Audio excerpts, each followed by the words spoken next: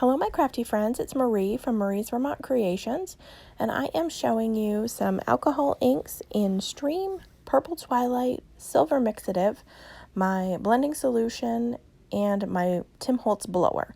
So I have some Yupo paper and I am going to put down these alcohol inks and blow them around and repeat that process until I am happy with this background.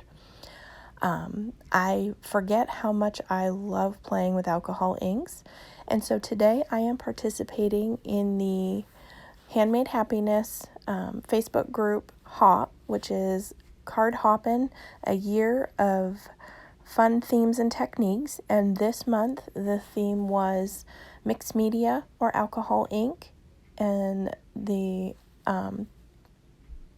other theme was flowers or florals. So I decided to do some alcohol ink, do a little playing, and I'm also going to turn this into a shaker card. So there's, multiple things going on here. I love using my alcohol inks. I need to invest in more. I don't have enough colors, but use these in a well-ventilated room and just have fun. Just keep, I thought when I put the silver mixative down, I'm always like, these never want to move for me. So I put a little drop of the blending solution on it, hoping to get it to move around. And when I did it, it kind of splashed everywhere. And I thought, oh, I've just ruined this panel. But I just kept going, just kept adding more until I was like, this is how I want it. So sometimes it just takes a little bit of a fussing to get where you want to be. But it's so much fun. If you've never played with alcohol inks, I highly recommend giving it a try.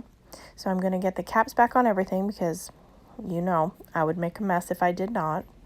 And then off screen, I will clean off my work surface. And I am going to take some Brutus Monroe foil that I have.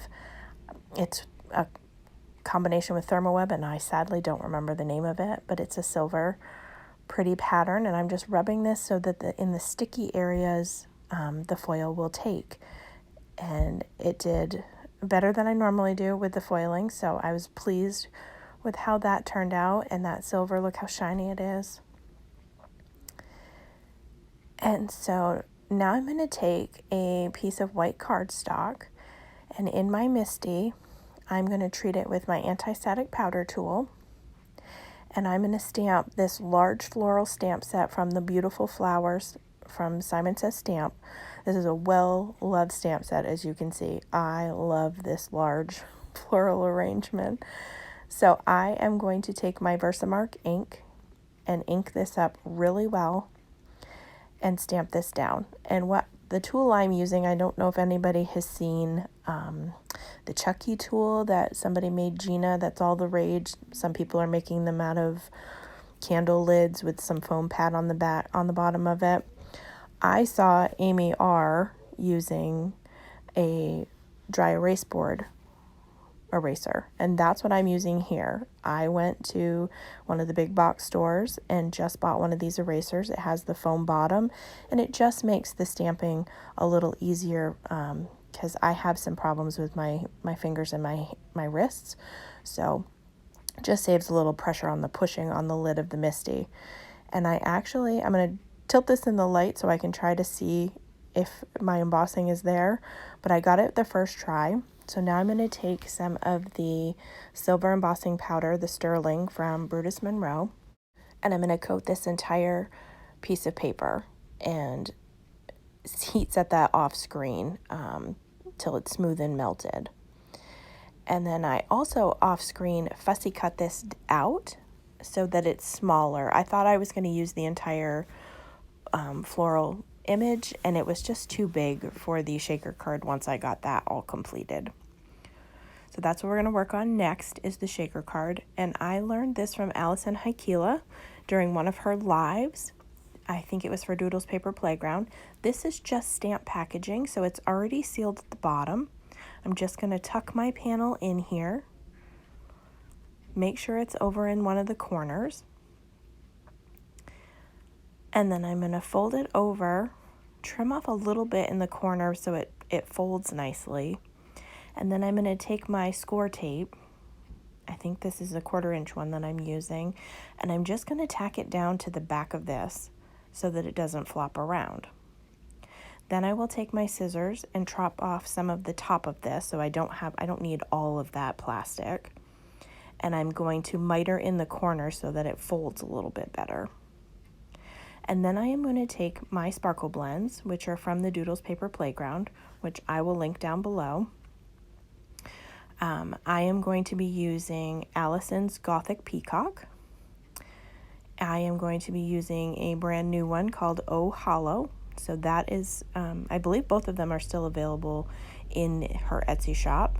And then I decide to add some of the Clearly in Love, which was one of the newest clear blends.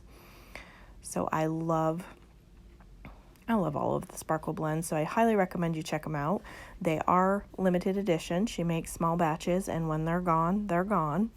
So I'm just going to take out my Rabbit Hole Designs little bowl just to make it easier, because sometimes I have to pick out some of them that I didn't want because they're a little bulky, or I was having a hard time getting them out of that plastic bag due to the static electricity we have going on all the time in here. And there's some really big hearts that are in this clear blend that I didn't want in my shaker because there's not going to be any foam tape, so there's not a lot of clearance for that, so I didn't want to put those in there. So close it up, do a little test shake, and then I'm going to take that double-sided adhesive again, and I am going to tack down that flap, and then I will run the adhesive all around the back of the card panel, and then I will take off the backing and get that ready to adhere down. What I am working on is a page for my art journal.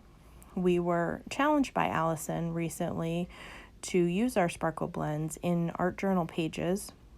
One, so we can justify hoarding them and having really pretty projects. So I have gessoed this with black gesso. It's just some cheap watercolor paper.